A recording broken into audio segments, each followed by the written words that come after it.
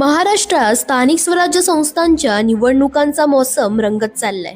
नगरपंचायत आणि नगर परिषदांच्या मतदानानंतर आता पुढची मोठी तयारी सुरू झाली आहे, ती महापालिका आणि जिल्हा परिषद निवडणुकांची. मंगळवारी 2 डिसेंबरला नगरपंचायतींचं मतदान पार पडलं आणि त्या क्षणी निवडणूक आयोगाने पुढच्या टप्प्याच्या हालचाली सुरू केल्या. कारण स्थिती अशी आहे की राज्यातील तब्बल 17 जिल्हा परिषदांमध्ये 50% आरक्षणाची मर्यादा ओलांडली आहे. म्हणूनच आयोगाने सर्वात आधी महापालिका निवडणुका घेण्याचे संकेत दिले आहेत.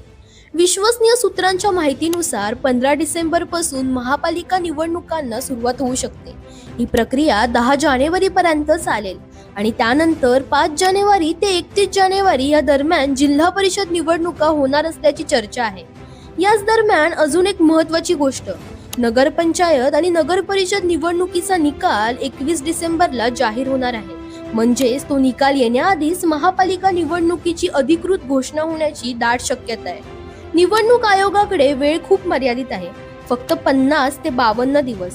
कारण कोर्टाच्या आदेशानुसार 31 डिसेंबर पूर्वी स्थानिक स्वराज्य संस्थांच्या निवडणुका घेणं अनिवार्य आहे. म्हणूनच 10 जानेवारी पूर्वी महापालिका निवडणूक आणि 31 जानेवारी पूर्वी जिल्हा परिषदेच्या निवडणुका पूर्ण व्हायला हव्यात. म्हणजेच एकंदरीत मतदान संपताच महाराष्ट्रात पुढच्या निवडणुकांची धामधूम जोरात सुरू झाली आहे आणि पुढच्या काही आठवड्यांमध्ये राज्याच्या राजकीय नकाशात मोठमोठे बदल दिसू शकतात. दरम्यान तुम्हालाही अशाच राजकीय अपडेट्स हव्या असतील तर इंडिया लीडरला फॉलो करायला विसरू नका.